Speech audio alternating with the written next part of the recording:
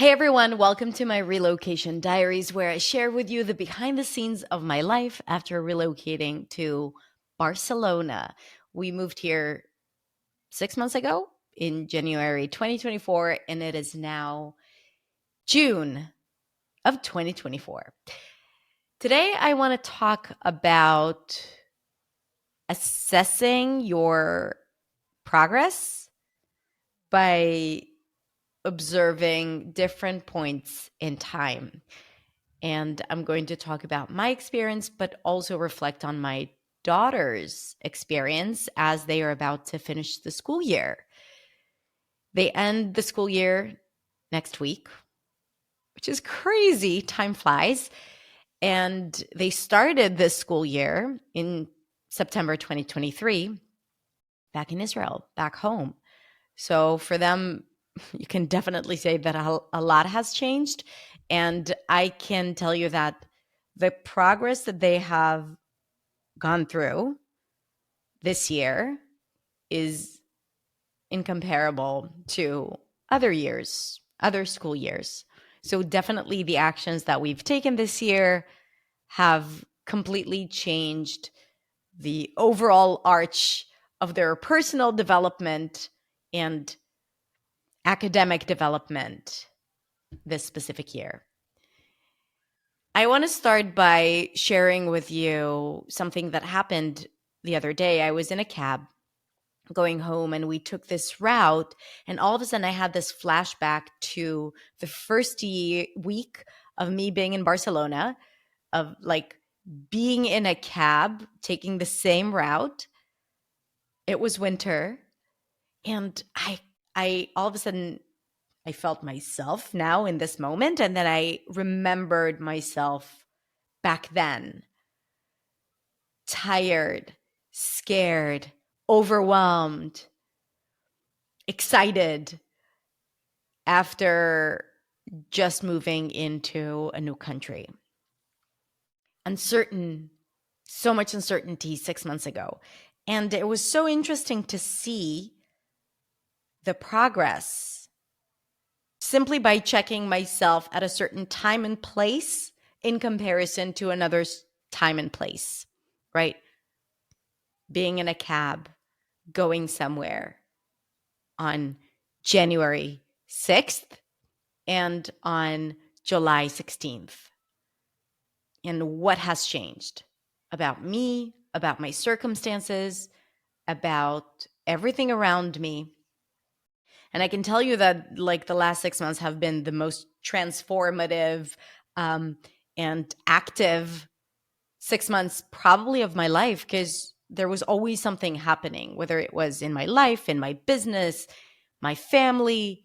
Like there was always something to deal with. And when the stakes are high or the circumstances are very, very different, you can easily see the changes. You can easily see the progress. And you can see how that changes rapidly. So for me, I realized, oh my God, like I'm at a completely different place in terms of my confidence in my decision. Because right now I can tell you we are happy that we've made this move, especially because we see the impact it had on our family and my daughters specifically. And I'm going to talk about that as I reflect on their journey in school. But I see what it did to them personally and academically too. And I'm thinking, they needed it and we needed it too. And while I'm very proud of everything that I have achieved, we had that incredible community meetup and we're working on big projects at work, and I have a home that I love, and I know Barcelona so much better and I have friends. I could still tell you that I'm very, very frustrated with my progress in Spanish. The other day there was like a little bit of drama in the group chat of the parents of my daughter's school or class, and people were communicating both in English and in Spanish, and I wanted to be really, really quick in responding and to understand really well what was happening, because I have like a strong sense of justice and I always have to share what I think when I see that something is not going right. And I felt like so limited. I had to copy paste the messages and be like, okay, how do I say that? And then the conversation changed really quickly and I was behind. And I felt like, okay, but this is where I need Spanish because I want to be a part of the community. I want to contribute. And I felt very limited because really, like, there was all these things happening. And I have compassion for myself. I understand that I was dealing with other things. And this is why I didn't have the brain capacity and the time to invest in my Spanish studies. I get that. I'm still unhappy with my progress. And I think if you're learning a second language, you can all resonate with that or relate to that, where there's always like a better place we want to be in, right? But the question is, are you happy with where you are at now? And do you have compassion for yourself, understanding that there was a reason why you can't be where you want to be? Because language is not the only thing that we have in our lives. So I'm balancing those two things. One, I should be at a different place by now. Two, there was no way for me to do more than I have already done.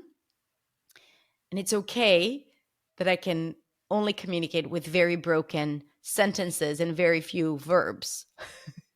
So, yes, maybe I'm using the same verb for different things, but at least I'm trying. I'm in this complexity. And I think it's okay. I think it's okay as long as I'm proactive, as long as that doesn't stop me, it doesn't make me feel bad about myself. I just want more, but I also think that wanting more is what is going to drive me and motivate me to put in more work this summer, which is the plan. So overall, I'm very happy with where I am today, like looking at myself now, looking at myself 6 months ago. And now, as the school year is about to end, I'm looking at my daughters and I'm thinking, oh my God, for them, the change has been a lot more noticeable and rapid, because I think I've shared that before, but when back home, they went to this really great school, but it was a democratic school. So they chose their own classes and there was no homework, no tests. It wasn't very demanding academically. So they could just come in, develop their social skills and their critical thinking. And I think this is so incredibly important. And I see how that plays out now in their lives. But it feels like now, we've moved to a different school, a different country, different languages. So now they learn in English and Spanish. And it is so much more demanding. The day is 8 hours in comparison to 6 hours. They have to take a bus to school and back. So the day is a lot more intense and longer. So they're dealing with all those things, and it's a lot. But I'm also looking at them and I see how they dealt with it, each with her own, in her own way. Amalia is more introverted and like she wasn't very expressive about the internal changes that she's going through. Asia is a lot more expressive. She can put it in the right words. She can express her challenges. And like I'm looking at each of them, Amalia dealing with studying in a new language, dealing with her perfectionism and her need to finish everything until the end and to take her time with the high demand of the school year and the homework and the tests. And also, she needs some time for herself to recharge. So, like that was also interesting to see how she knows. Only now I feel like she's able to communicate and say, I can't do everything in a sequence. Like I have to take some breaks. I can't study for 3 hours straight because my brain needs a break. It's too much for me. And I love it that she's able to say that because she learns about the best way for her to learn and what she needs. But also, she is really learning how to prioritize, how to organize her time, how to make decisions. And we are still working hard at trying to understand how to understand the difference between the more important and the less important so that she doesn't invest all this energy on the wrong things. And I think this is the biggest lessons for us. And sometimes I find myself like really wanting to tell her, do this, don't do that. Stop doing this and focus on that. And it's not my journey. I'm trying to make it easier for her so she doesn't suffer. But by doing that, I'm actually taking away the most important lessons that she needs to learn. So sometimes the lesson is going to be like, oh, I didn't prioritize homework and I wanted to finish my homework. And now I feel bad and it's 10 p.m. She would be like, no, I need to do it. I'm like, you can't. It's 10 p.m. Like it's time to go to sleep. You have to wake up at 6:30. And like to deal with the anxiety and the stress around not completing her tasks because she was not prioritizing her time. So yes, like on one hand, I feel like I should be the mother who says, sit down, do your homework, you have to do it. But I don't believe in it. I think she needs to learn that if it's important for her, she should do it and find a time to do it and a way to do it. But if not, then she would have to deal with the consequences. I'm not concerned if her homework is not ready. I know that it's going to have an impact on her. And this is why I need her to understand what's important for her and what she can learn from it. So I'm still learning this because I find myself every now and then like, Amalia, you have to do your homework, because I know she's going to get stressed out about it. But I don't think it's helping because it feels like, oh, it's my agenda for her to do her homework, but it should be hers, because I trust that eventually she will learn this stuff, right? I'm not worried. I also want to talk about the progress in the language. So like I said, they're learning Spanish and English. Most of the classes are in English, and they have both Spanish and English classes for non-native speakers to support them with their language progress. And although I know that helped, I believe that the one thing that really helped Amalia make huge progress in English was studying in English. So she got really passionate about social science.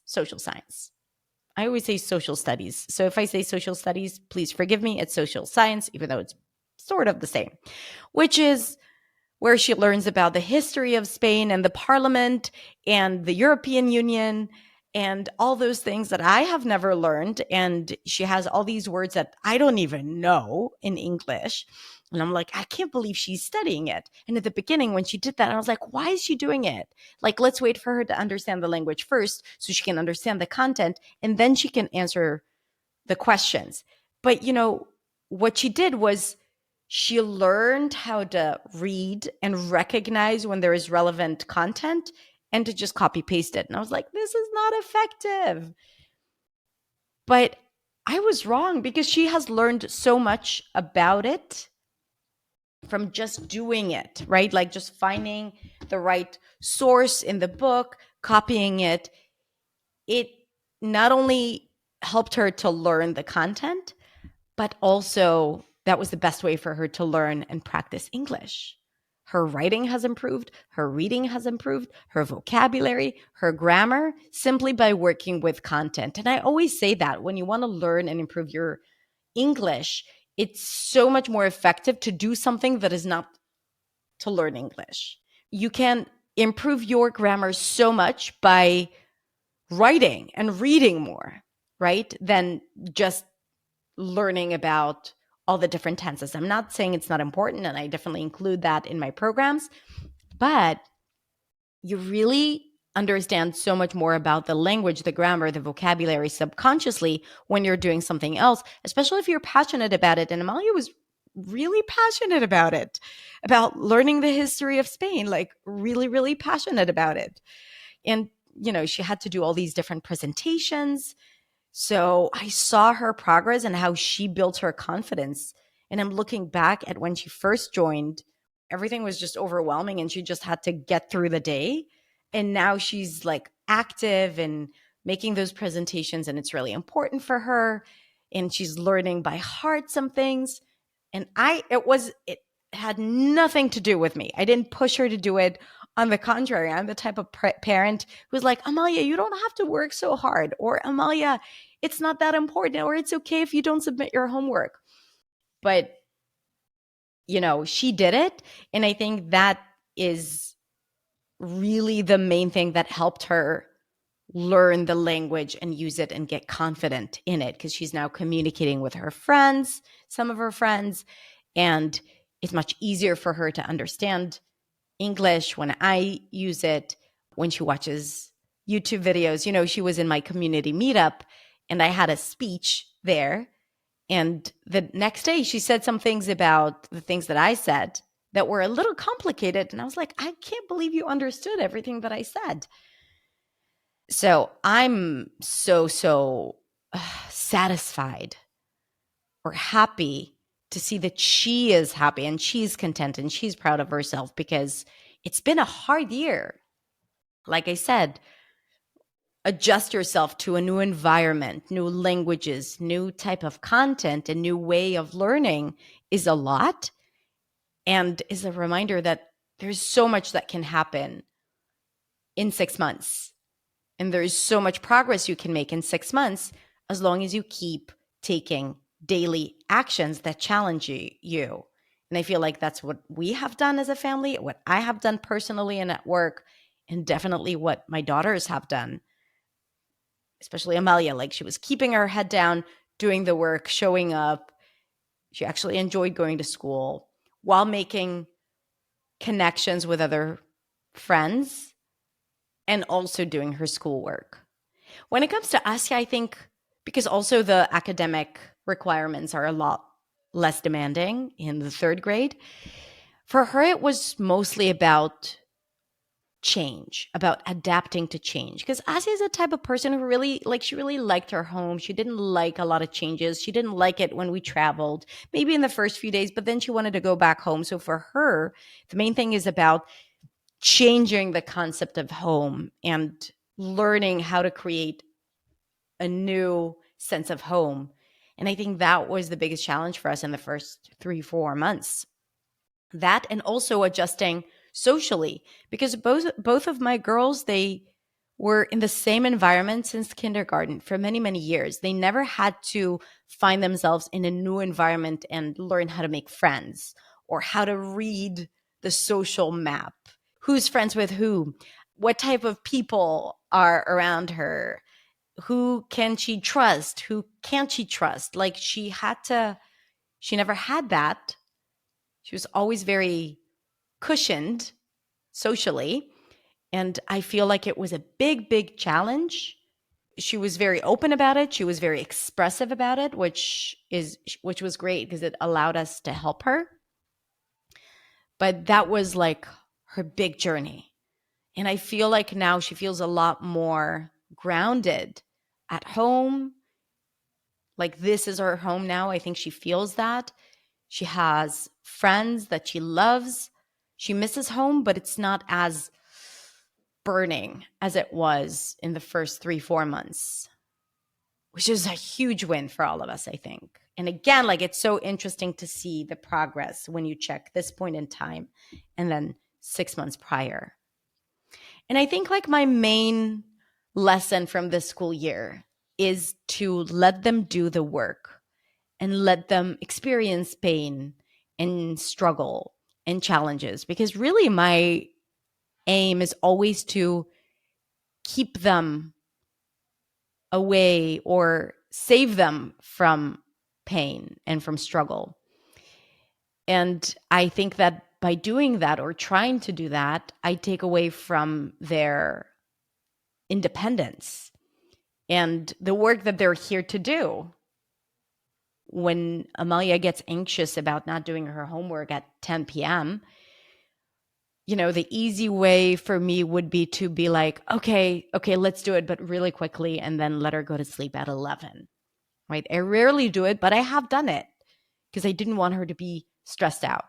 But is this the right lesson, or should I teach her that, yeah, now you're dealing with anxiety and it's okay, and you need to learn how to manage all those thoughts because it's part of life. When we don't do the things that we need to do, or sometimes we do, but it doesn't turn out the way we want them to.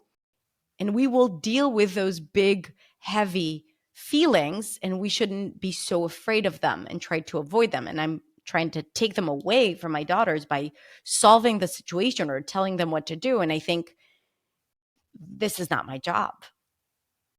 It's easier for them and for me, but it's not my job.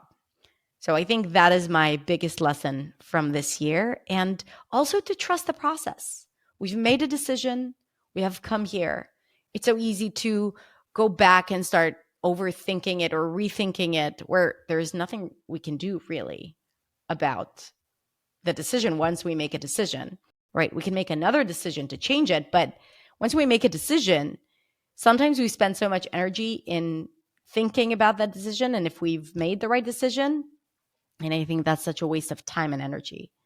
So really, to trust that we've made a decision, we've probably put in a lot of work and thought into it, and now we can just trust the process and let the world do its magic, let the universe do its magic.